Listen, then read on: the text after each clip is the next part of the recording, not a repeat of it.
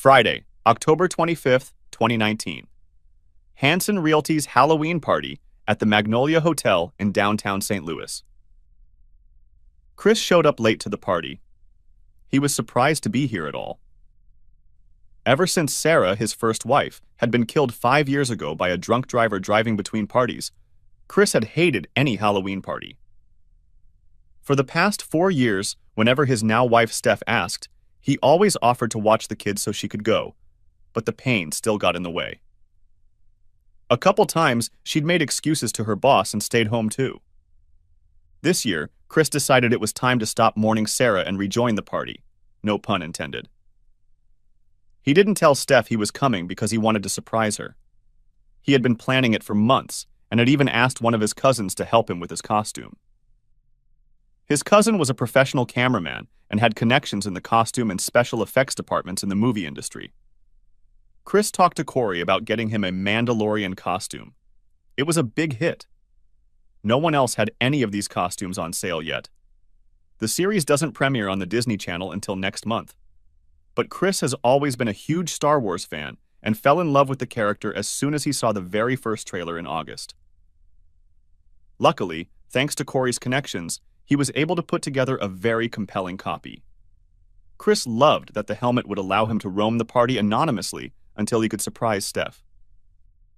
The party officially started at 7 o'clock, but most people didn't show up until an hour or so later. If the party was okay, it dragged on well past midnight, and since everyone was always having a good time, Steph's boss always rented out a few rooms for the guests so they could get some sleep instead of driving home in a drunken state. Chris and Steph usually got home from work around the same time, usually by 5:30, and this day was no exception. They had a quick dinner together with their 5 children. When they got married, they had agreed that family dinners were very important, and unless very unusual circumstances arose, they always ate together at the dinner table and talked about how the day had gone. Just because Mom left for a party later in the day was not considered an unusual circumstance. Besides, dinner was almost always over by 6:30, and Steph had plenty of time to put on a suit and take an Uber to the party. Just in case, she packed an overnight bag. Her phone beeped that she had a ride. She grabbed the bag and gave Chris a quick kiss. "I love you. Have a good night, everyone.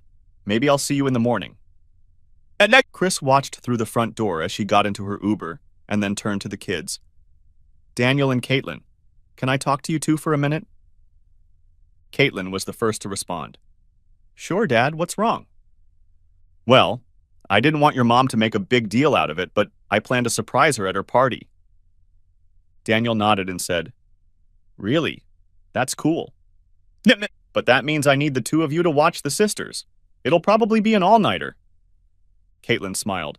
"No problem. It's good that you and Mom have that option. You don't get out that often." Chris smiled back. They really were great kids.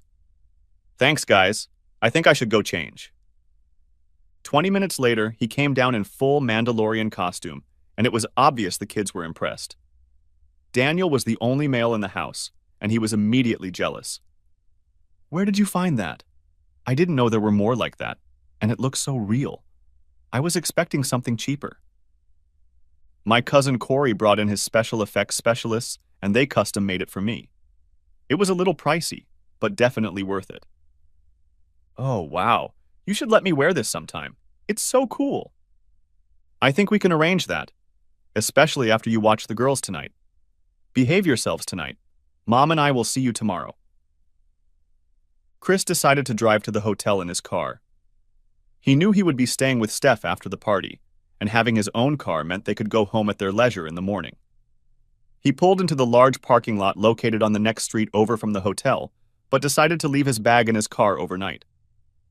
He didn't get to the hotel right away and found that the party was being held in the main ballroom. There was a large open space for socializing and dancing, but it was always noisy for those who just wanted to drink and talk. So the room was set up with decorations that allowed for privacy for more private conversations. By the time Chris got there, the party was in full swing. Hanson Realty was a large firm, so there were a lot of employees, as well as spouses, boyfriends, and girlfriends. But the firm also invited other guests, usually contractors who were doing renovations for the firm or frequent clients. Chris's first order of business was to head to a bar for a drink before looking for his wife. He suddenly realized that he hadn't thought this part of his costume through. He didn't want to take off his helmet and carry it around with him all night, because that would definitely ruin the effect. So, as strange as it sounded, he asked the bartender for a draft beer with a straw. There was enough room under his helmet to get the straw to his mouth. He and the bartender had a good laugh about a guy in full armor drinking beer with a straw, but it worked. Then, he went in search of his wife. He wandered around looking for Steph, but couldn't find her on the open part of the floor. When he finally found her in one of the side areas, he suddenly wished he hadn't. Steph was in one of the nooks and crannies, surrounded by coffins and skeletons, in an embrace. In this case, it wasn't some guest, but John, Chris's best friend. Chris knew that nothing would ever be the same. Even if she wasn't really cheating on him, just being in this situation would be breaking the spouse rule, and he would have a hard time trusting her after that. He also knew he should know more about what was going on. He walked past the couple to a nearby room where he could sit down and pretend to sip his drink. At least in this situation, he had the perfect disguise to watch and listen to everything they were doing and saying. Unfortunately, all he could hear at this point was the sounds of entertainment. He pulled out his phone, hoping he could record some of what they were saying. He didn't know if it would work or not, but he figured it was worth a try. "Steph, we can't keep going on like this. You know I want you. Leave Chris and marry me. Be very clear, John. I love you and I want to be with you. But I'm more than that. I have 3 children to think about as well." At those words, Chris's heart tore apart. They had 5 children, even though it was a yours, mine, and ours situation. Steph had 2 children from her first marriage. He had 2 from his first marriage, and now they had 1 in common. But the way she talked about them only having 3 had hurt him more than he'd expected. From the moment they'd met, he'd loved her 2 children as much as he loved his own. To him, they had always been 5 children. A memory flashed through Chris's mind of when he first met Steph almost 5 years ago. He and his daughters had just moved to St. Louis from Kansas City. It was January 2015, and his wife had died in October, shortly before. The first few months after her death were very weighing on Chris, and he knew he needed to make an immediate change while he was still recovering. His daughters, Ashley and Emma, were only 3 and 1 years old at the time, so they didn't even really understand what was going on. Chris's parents lived an hour east of KC, so they could drive to visit them in St. Louis with no problem. He talked to his supervisor, and they arranged a transfer to a plant in suburban Wentzville. Chris was a mechanical engineer and did quality assurance for GM. Moving from the Fairfax, D.C. plant to the Wentzville plant meant moving from inspecting Cadillacs and Malibus to inspecting mid-size pickups and vans. Chris met Steph when he started looking for a new home. Even though they were still relatively young, Chris and Sarah were smart enough to invest in life insurance, so Chris was able to find a nice house in a good neighborhood that wouldn't cause him a long commute to work or keep him away from the girls. Steph had several properties he could visit. They seemed to get along pretty well. And visiting several houses over the course of a few days gave them time to socialize with each other. They became fast friends, sharing stories about their families. Chris and Steph stopped for lunch and coffee as Chris began his story. Steph learned that Chris had first met Sarah at a Halloween party in college when they were sophomores. Neither of them had much experience. Both had dated a little in high school, but both were pretty quiet and shy people. Chris joked that since he was an engineer, it was pretty obvious that he was a nerd, and it pretty much ruined his love life.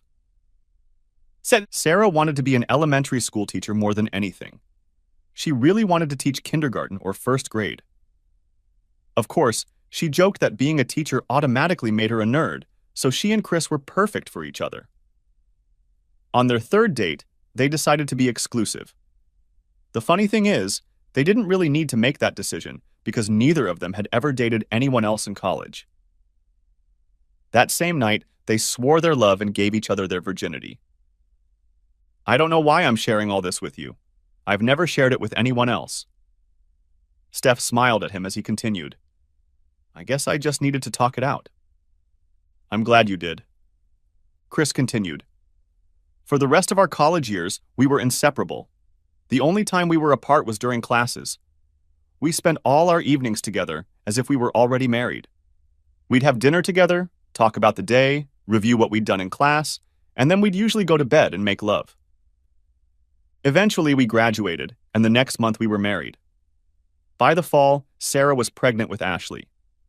Some people wondered why we had kids so early, but in reality, we had been together for almost 4 years and almost immediately started acting like an old married couple. It seemed like an eternity to us. A couple years later, Emma came along. I'll never forget her birthday. Sarah gave birth on the 3rd anniversary of the day we met. He paused, deep in thought. Steph watched him for a few seconds. How did Sarah die? She saw a shadow run across his face. Never mind. I can see it still hurts a lot.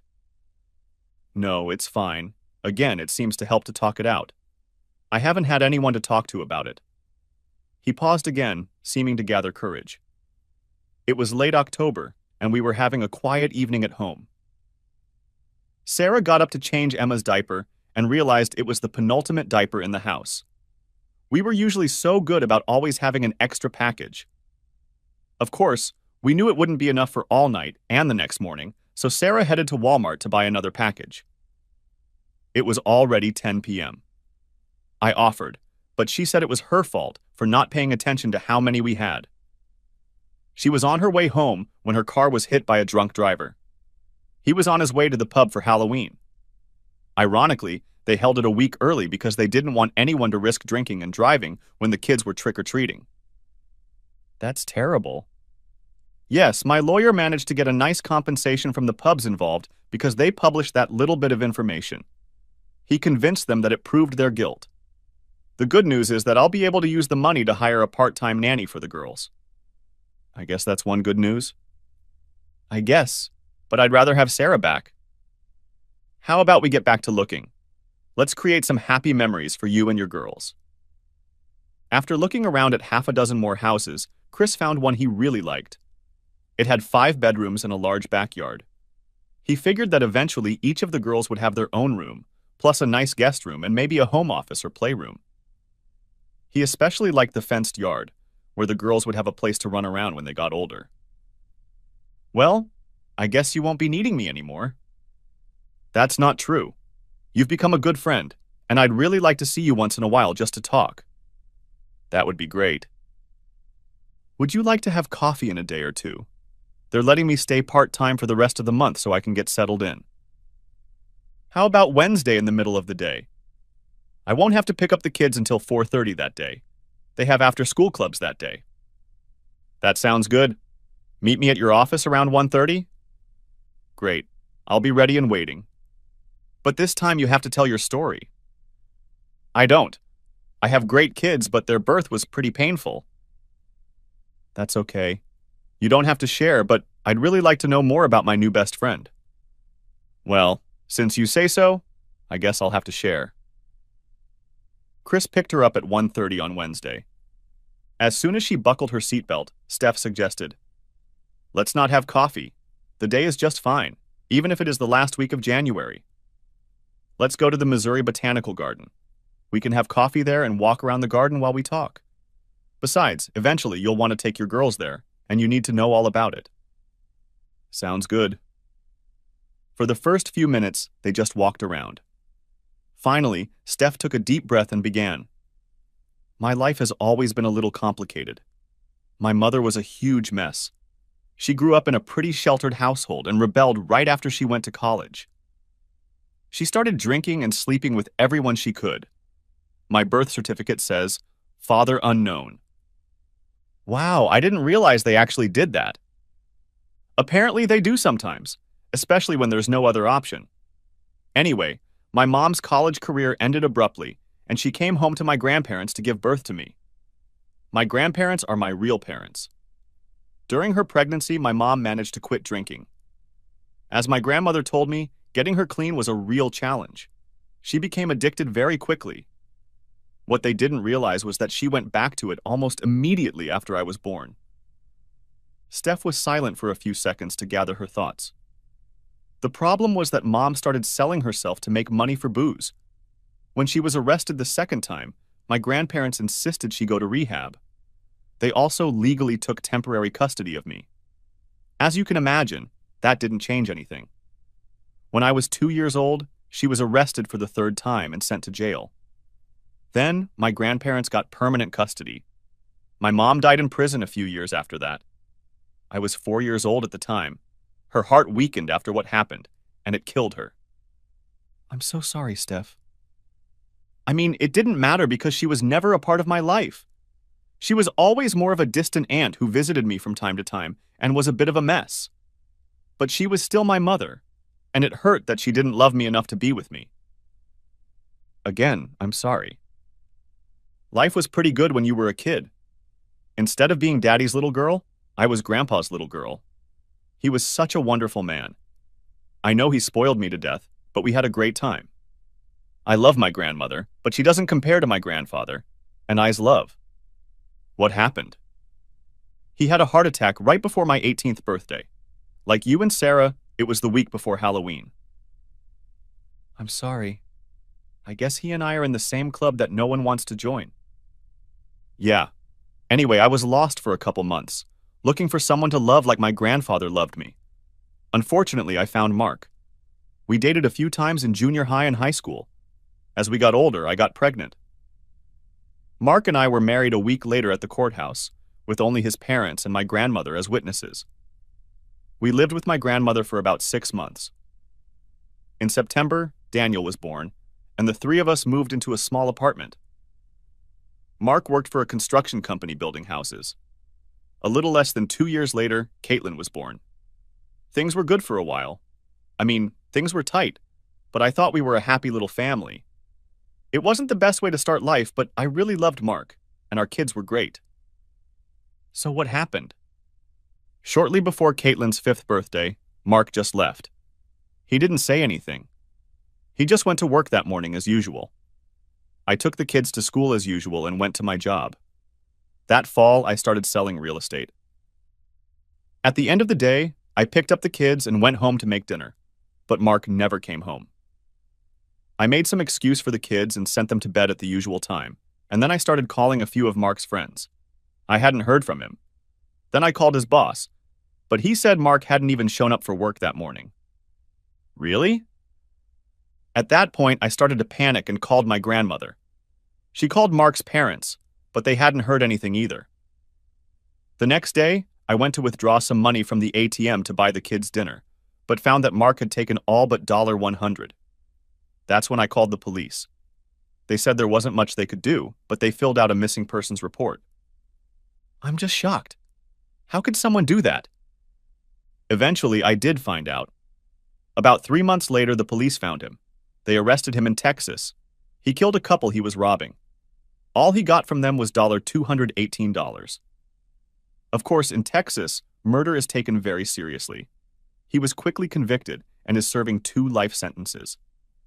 The only good part of the deal is that the divorce was pretty straightforward. I wanted to be completely free of him, so my lawyer made him give up any claim to the children. He'll never be able to see them anyway, and this way, I won't have to talk to him about anything else. I understand why you want to be free of him after this, but I still don't see how he could ever give up his children. That's the thing. He never wanted them or me. He blames us for stealing his life from him. Never mind that he was the one who pressured me to get on with it. I mean, I admit that after losing my grandfather, I really wanted someone to love me, but I was still able to take responsibility for the lives I brought into this world. Mark never could. Anyway, I didn't date anyone for over 4 years after that, and even after that it was sporadic. No one I know wants to inherit a family, especially one with grown children, and while I'm a bit of a loner, I won't sleep with anyone who won't agree to a total package deal. In other words, I haven't been with anyone in about 7 years. I can totally respect that. I think I have a long way to go for the same reason. I don't think I'll ever find someone to replace Sarah, and I'm in no hurry to try. It's good that we met. We can lean on each other until we're ready to move on. In the meantime, we can continue to raise our kids and have coffee once in a while. After that, Chris and Steph got together to chat about once a week. A little over a month later, one of the guys at Chris's work invited him to go out for drinks and a game of pool. Chris was putting off the offer because he didn't want to impose on his part-time nanny. She worked until he was home by 6 every day.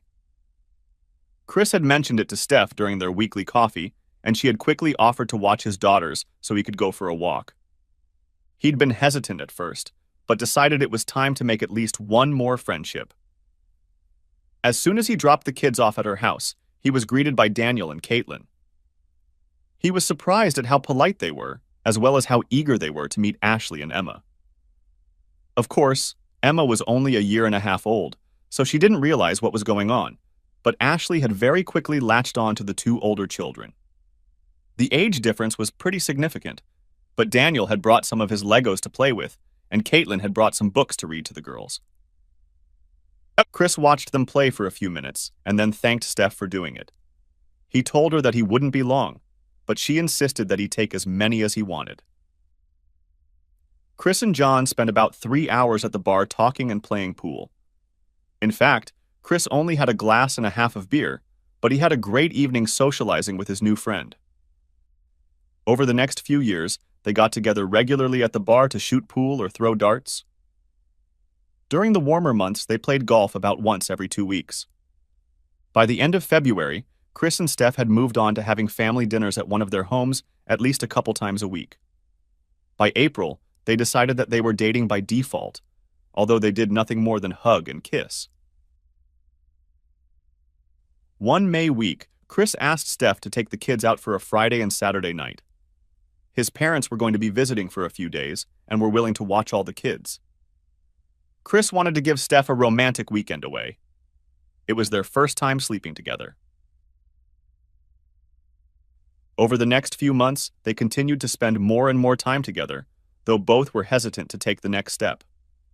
Before they knew it, it was October. Steph's firm was having their annual party, and she wanted to bring Chris along. It would be their first time meeting coworkers as a couple. Unfortunately, it was the same date that Sarah had died. It had only been a year, so Chris knew he wouldn't be good company. Steph understood everything, but knew she had to show up at least briefly.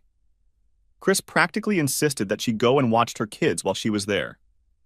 He knew it was required by all the staff, and after all, they had met, but hadn't made a firm commitment yet. Steph left, but she managed to get back to his house by 9:30, and they spent the rest of the evening together. A month later, Chris hosted Thanksgiving dinner at his house, although Steph largely helped cook. They also invited Steph's grandmother and Chris's parents. It was a wonderful dinner, and when they were done eating, everyone was talking around the table. Steph was a little surprised that Daniel and Caitlin didn't ask to be excused to play on their phones like they usually did, but sat in their seats with goofy grins as if they knew some secret. Chris had told them the secret the day before. It was actually more of a question, but they both readily agreed. Chris took Steph's hand at the table to get her attention. A year ago, I couldn't have imagined it would be like this. Here we are sitting around the table with the whole family and celebrating Thanksgiving. But I can envision one more thing that will make me even more thankful. Steph, will you marry me? Will you make this family whole? As soon as he began to speak, Steph burst into tears. When he proposed, she was suddenly dazed and unable to speak. But she began nodding her head vigorously, trying to hold her hand up so Chris could slip the ring on her finger. He barely had time to put the ring on her hand before she jumped into his lap, hugging and kissing him. Almost as quickly, she began communicating with her grandmother and his mother, planning the wedding she had missed years ago. The next few months passed quickly. Steph and her children moved into the house just before Christmas. Daniel and Caitlin had their own room. Ashley and Emma shared a room the entire time they lived there. The plans for the wedding continued. Because Steph's first marriage had ended, her grandmother insisted on a prenup. Chris didn't think anything of it, but he understood why Steph's grandmother wanted one. Basically, If a marriage dissolved due to abandonment or infidelity, the injured party got the house, primary custody of the children, and 70% of the property gained during the marriage. Anything gained during the marriage would stay with each person. This was mostly small savings, their separate retirement accounts, and the balance of Sarah's insurance and settlement money. Chris and Steph signed their signatures, and neither of them ever brought it up again. October came, and it was time for the Halloween party again. Like last year, Chris said he wouldn't be good company and excused himself. True, he said he'd be happy to watch the kids so Steph could go and have a good time. She thought about it, but decided it was more important to spend time with her new family than to go to a party. She explained this to her boss, who was more than happy to excuse her. He even told her that he respected her for insisting on going, because to him, family was really more important. After all, he was a man who had 4 children and 6 grandchildren. Chris and John still saw each other from time to time, but because Chris had started a family, the men went to bars to play pool and darts less and less often. Instead, John began to be invited to spend more time with his family. He came over for dinners and barbecues. Of course, Steph often tried to set him up with one of her single co-workers. The family continued to socialize. Daniel and Caitlin were happy to have a father and spent as much time with him as possible. The following fall was the first major change in the family. In September, on Daniel's birthday, Elizabeth was born. Even though he was a teenager, he was thrilled to hold and care for little Libby. He made no secret of the fact that he would be her protector for life. A month later, when it was time for the annual party, there was no doubt that Steph would stay in the family. After all, she was still on maternity leave. Chris snapped back to the present upon hearing Steph. He furtively glanced at the couple in the next alcove and saw them kissing. He tried to nonchalantly bring his phone over to take a quick picture of the couple. Their chatter told Chris more about what had happened. "Don't you wish you hadn't wasted all that time on those sluts you used to date?" "Oh God, Steph. I didn't actually like any of them at all. I only dated them to distract Chris from the fact that when I first met you all those years ago, I immediately fell in love with you. I rarely went to bed with them, and if I did, it was only because I felt so strongly about you that I needed a release.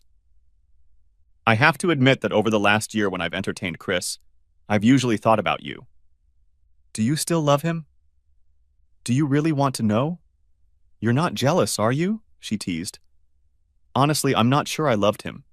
I mean, I care about him, and I was sorry about what happened to his wife. But I really wanted someone to help me raise my kids. I guess in a way I understand what Mark was upset about. Being pregnant at 18 stole my life too. I love being a mom, but I missed out on so much." "I understand. I've slept with a lot of women over the years, but you've had what, 3? "Yes, I've only had you as my 3rd, and you're by far the best lover I've ever had. I was the only one Mark was with, and I'm only Chris's 2nd, so neither of them know as much as you do about what really turns a woman on.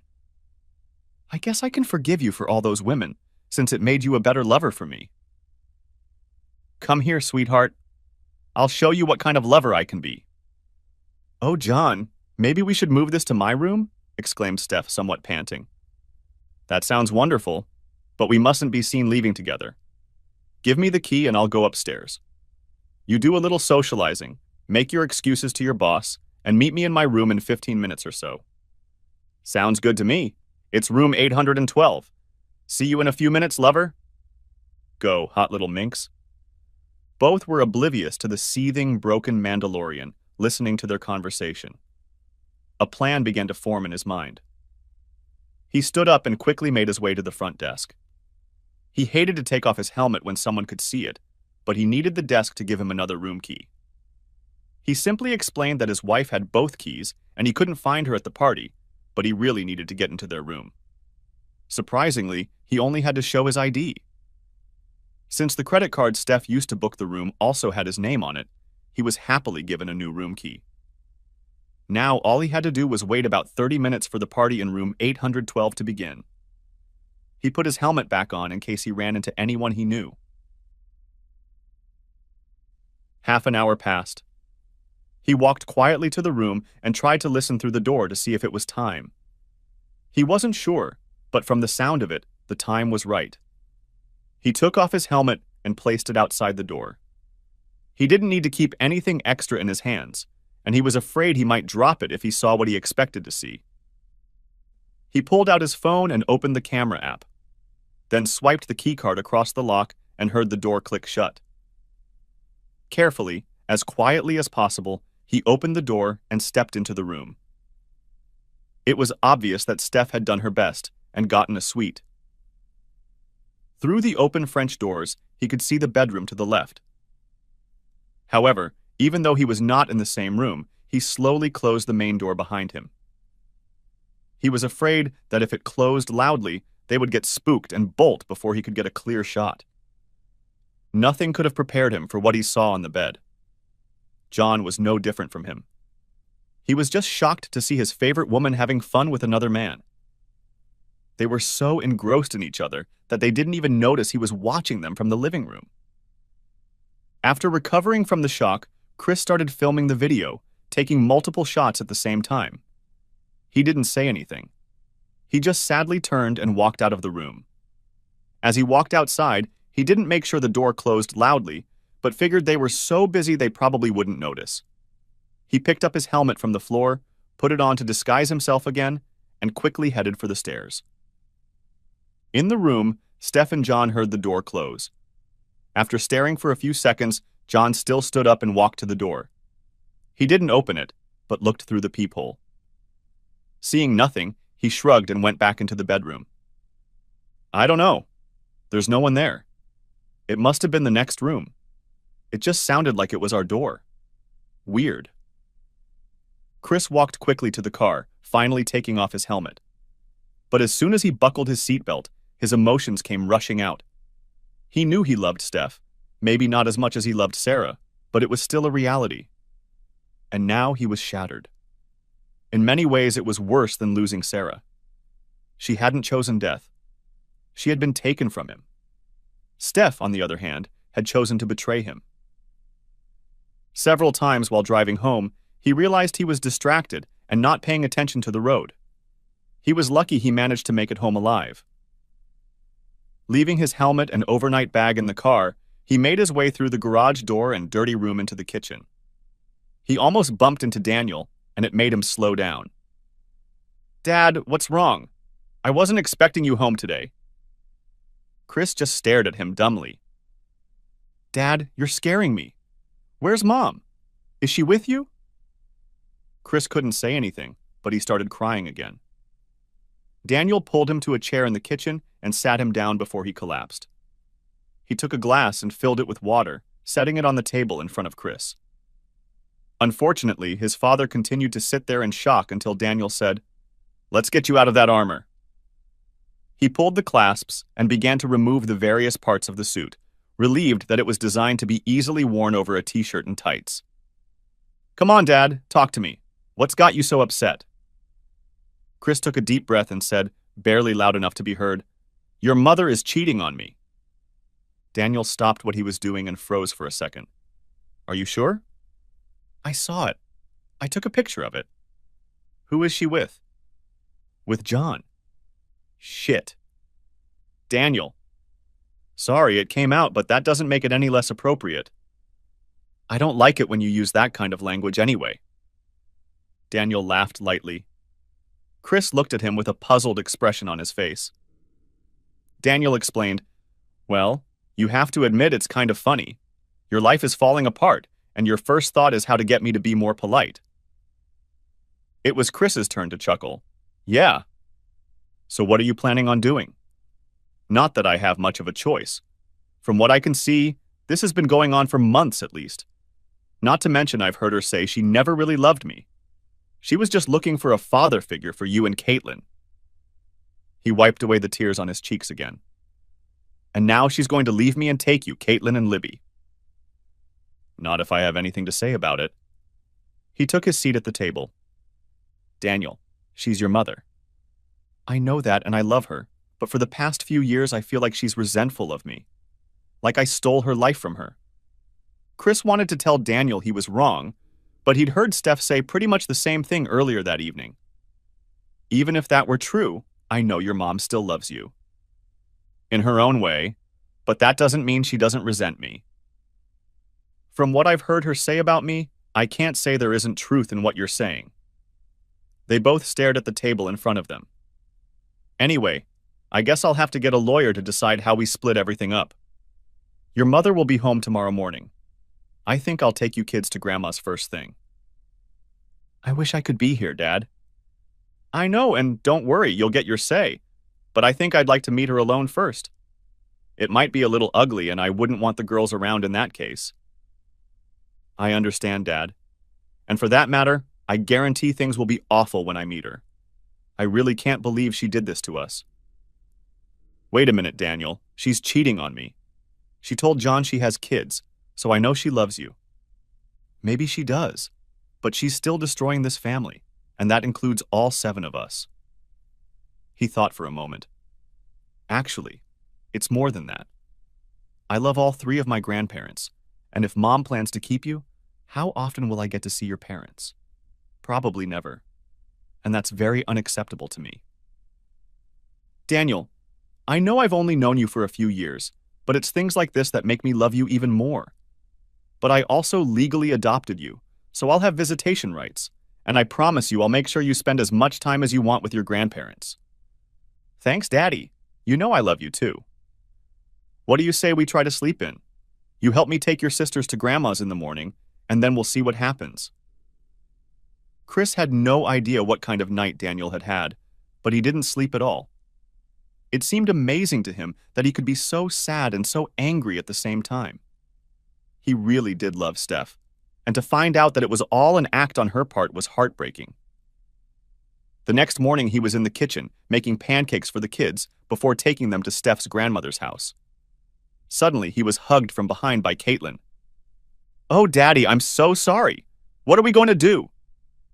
And Chris turned to hug his 14-year-old adopted daughter.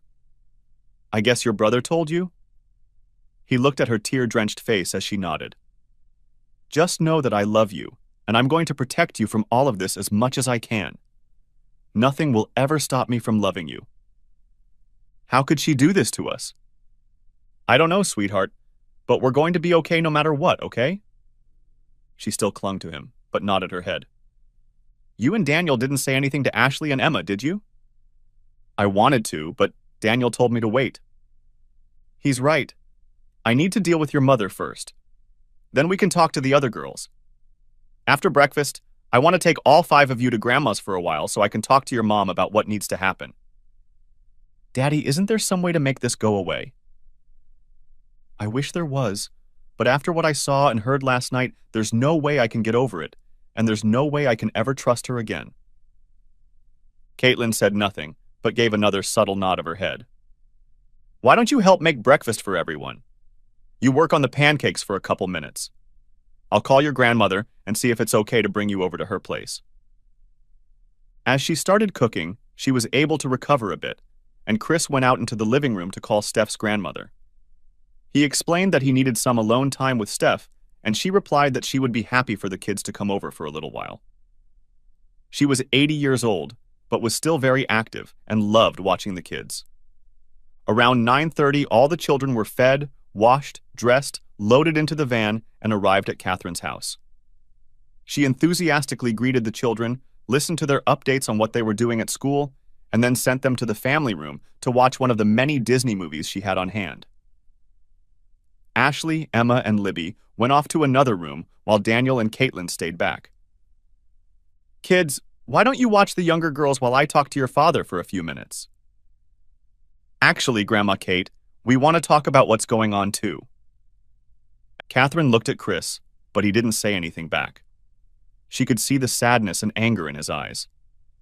Okay, Caitlin, you'll go and make sure the movie is going right, and then you can come back. But I think I'm going to need you both to step in a bit, because I suspect your younger sisters don't know what's going on yet, right? Yes, ma'am. Okay, Chris, let's sit down at the kitchen table away from prying eyes, and you can tell me what's really going on. Over the next few minutes, Chris recounted just about everything he had heard and seen the night before. Catherine didn't react too much, but because the children were listening to her, he didn't allow himself any extra words. Still, he could see the tears on Caitlin's face as he described the evening. So, do you have actual proof of all this? I didn't actually listen to or watch any of it, but I tried to record their conversation in the ballroom, and I definitely videotaped them and took pictures of them in the room. How they didn't notice me, I'll never know, but it was a suite and I never went into the bedroom. I just took pictures through the open door. Next question, what do you want to do? Caitlin asked me the same question this morning. I can never trust her, and she basically said she doesn't really love me, so I guess we'll break up. I just don't want to go broke in a divorce, and I need to make sure the visitation is fair. Chris, have you forgotten that I made you sign a prenup? He looked up with a puzzled expression on his face. You're clearly the injured party. That means you'll have primary custody, the house, and most of the assets. Daniel and Caitlin straightened upon hearing those words from Catherine. Does that mean we get to stay with Daddy? I don't know, Daniel. Since Chris is only your foster parent, I'm not sure what the court will say. But I do know that in situations like this, the older children sometimes have the right to decide who they want to live with. Ashley and Emma will obviously live with you, Chris as the biological father, and Libby falls under the terms of the prenup. Daniel and Caitlin, on the other hand, will have legal issues. Daniel didn't hesitate. I want to live with Dad and all my sisters. Me too. I choose Daddy. Well, when the time comes, we'll make sure the judge knows about it. But that's still to come.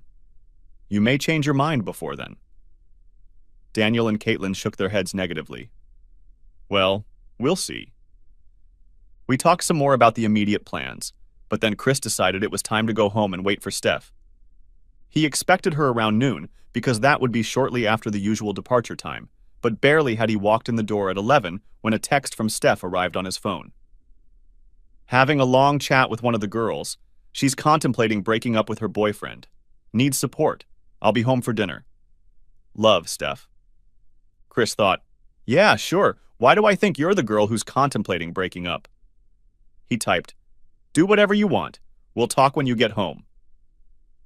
If she noticed he didn't sign off with love, Chris, she didn't say anything back. He was pretty sure they'd gone to John's to do some more fooling around.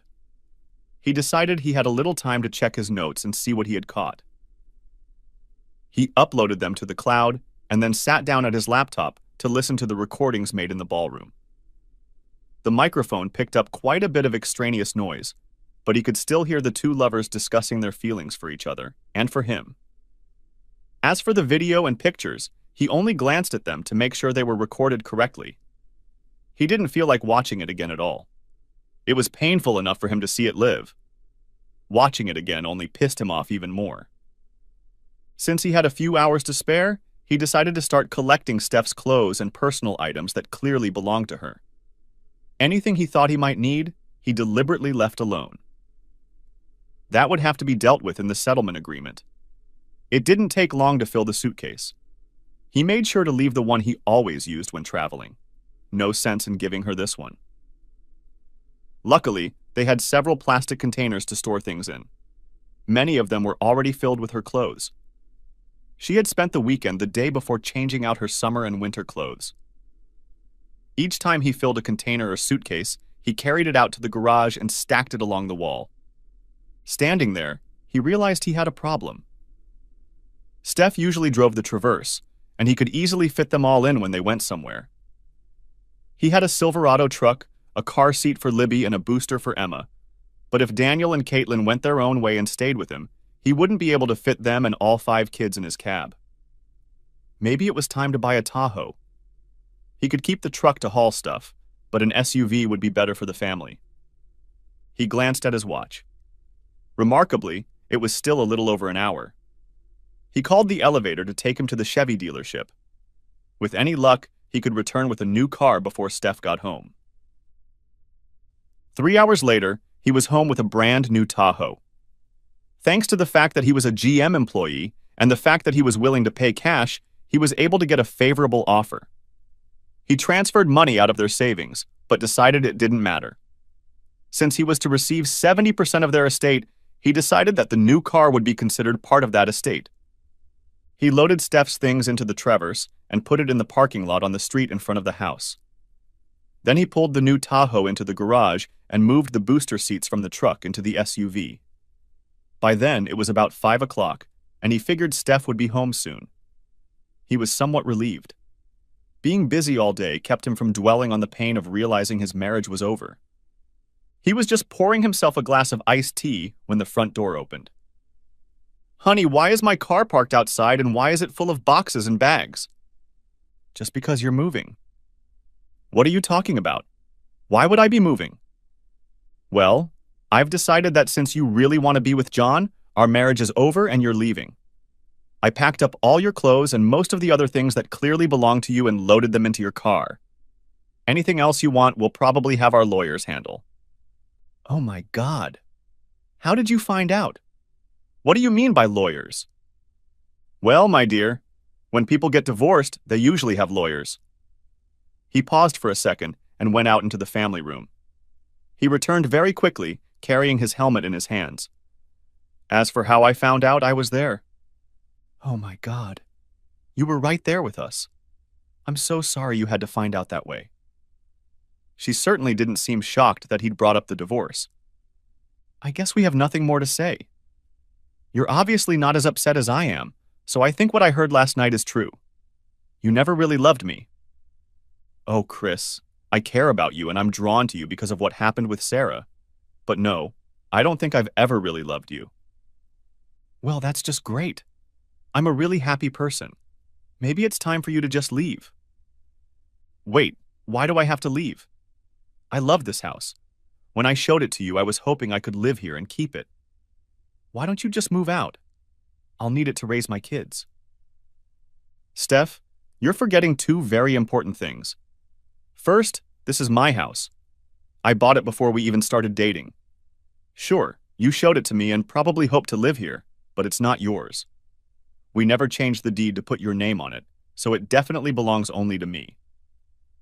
Second, as for the kids, you forgot that your grandmother insisted we sign a prenup. Maybe you thought it was just to protect you. Well, sorry to burst your bubble, but it's to protect both of us. You cheated on me, so I get the house, I get the property, I get the kids, and you get to walk away." "But you don't have any proof that we cheated. You just heard us talking." "Indeed. You're going to try to use the 'you have no proof' card.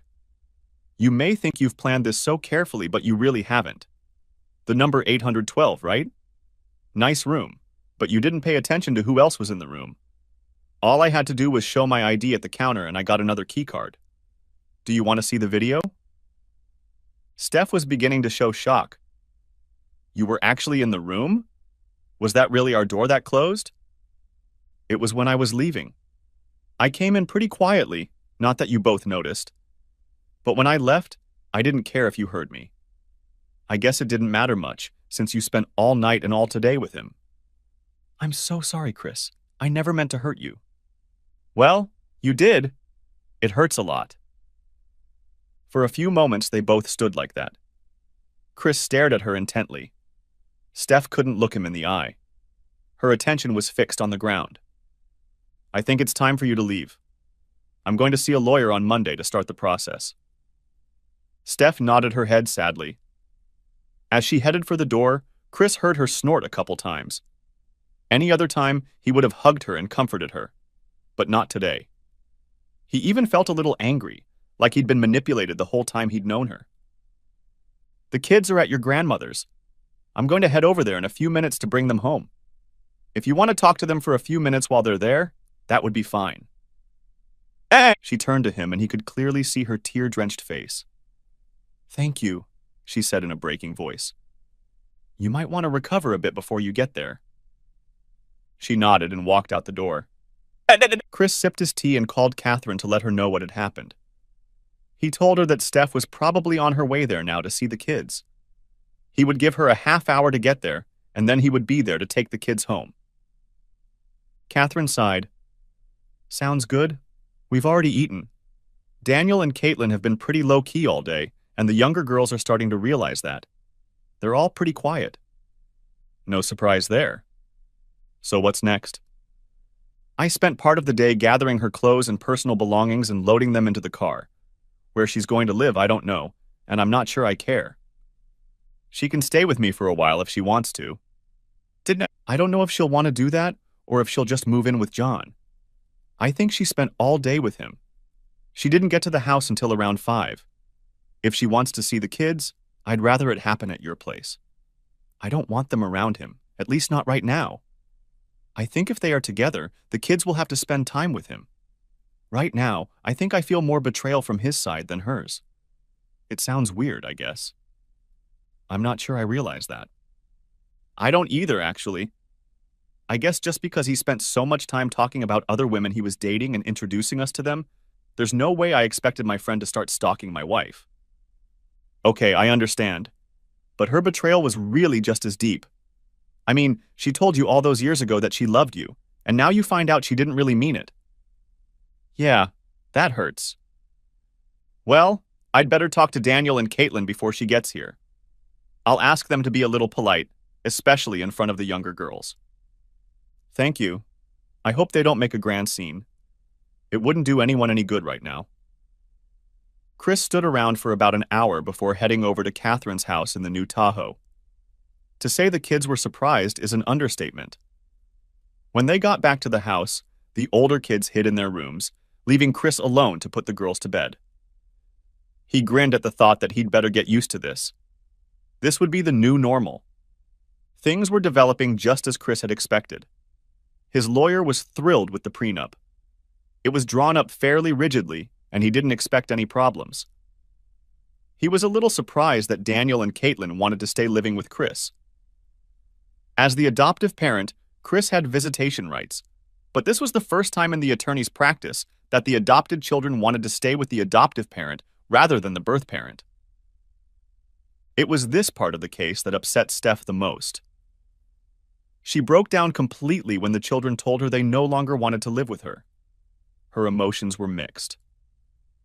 On the one hand, she regretted how her life would have turned out if she hadn't gotten pregnant at 18, or the fact that she had 2 children before she could legally have a glass of wine. On the other hand, she loved her children dearly, and the thought of having them with her part-time was killing her. She also regretted what she had done to Chris. She cared about him, but marrying him probably wasn't really fair to him. They were both single and probably looking for a missing parent for their children. But was that a reason to get married?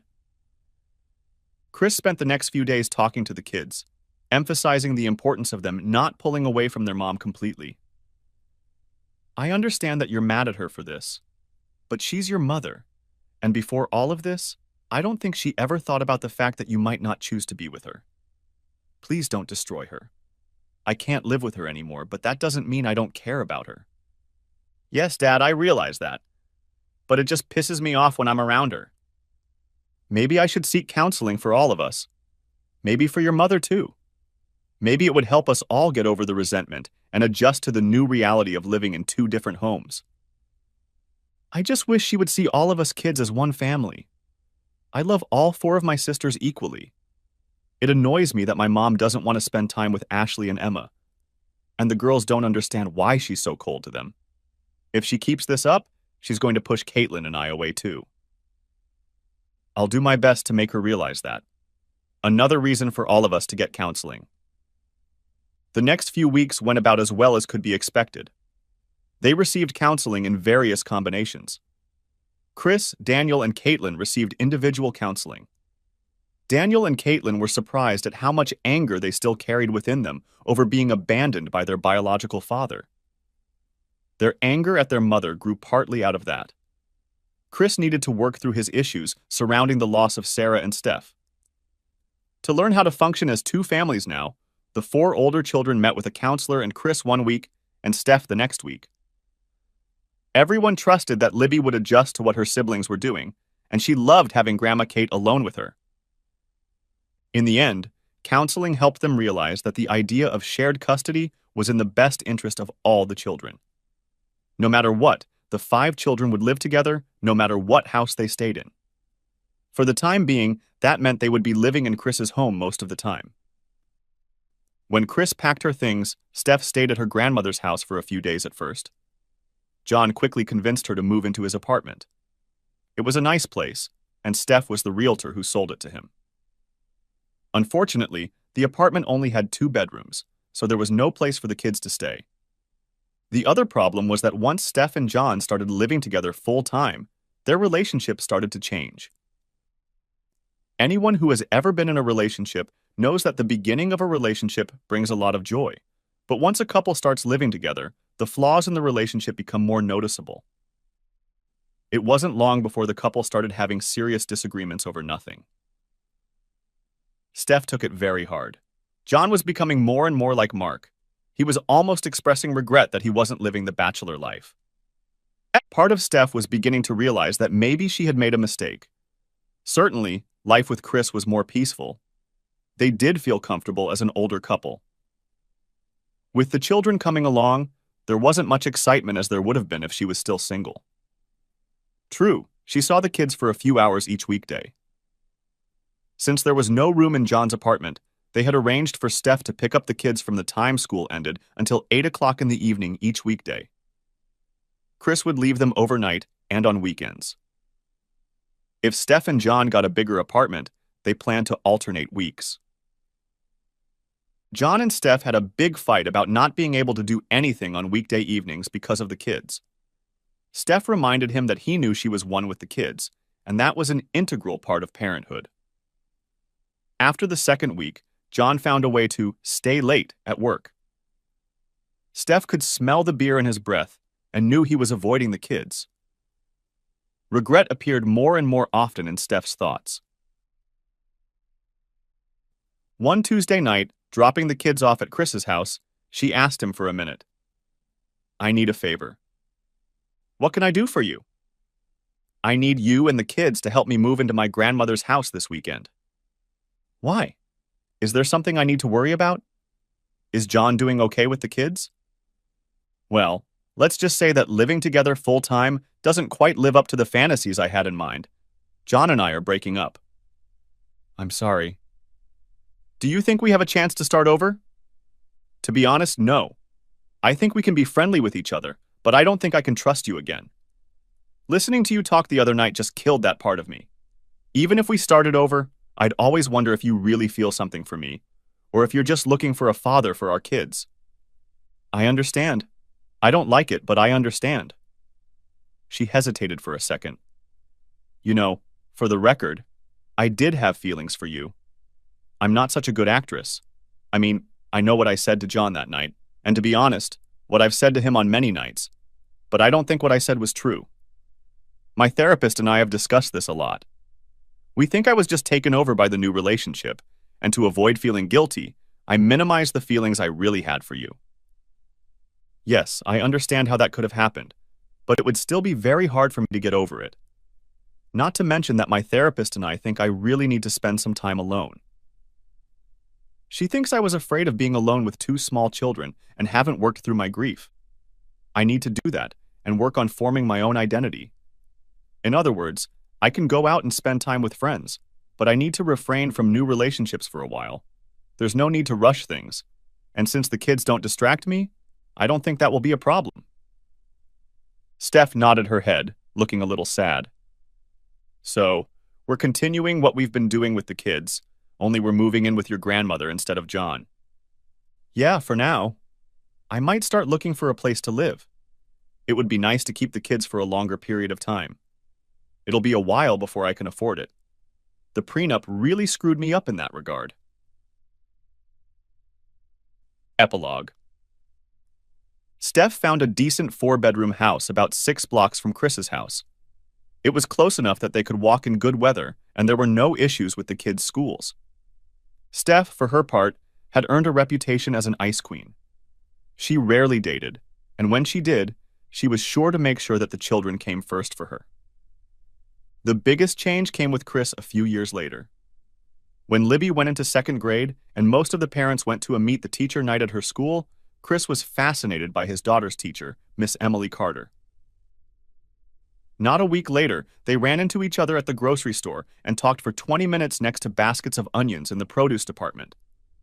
That same weekend, they went on their first date, and over the next few months they were together more and more, and the following summer they were married. Daniel and Caitlin were in college by then, but Chris somehow managed to keep bringing families together. Emily was only a couple of years younger than Chris, and her first husband, Jackson, had died in a helicopter accident while serving in the military. The couple had twin daughters who were just Emma and Libby's ages. Chris wasn't the least bit surprised that Daniel quickly assigned his room to his new foster sisters, Isabella and Sophia. In the end, Chris had no regrets whatsoever. His life had been difficult, but in the end, he had the unconditional love of his children. What more did he need? The end. Thanks for watching. I hope you enjoyed it. So subscribe to my channel and watch the next video.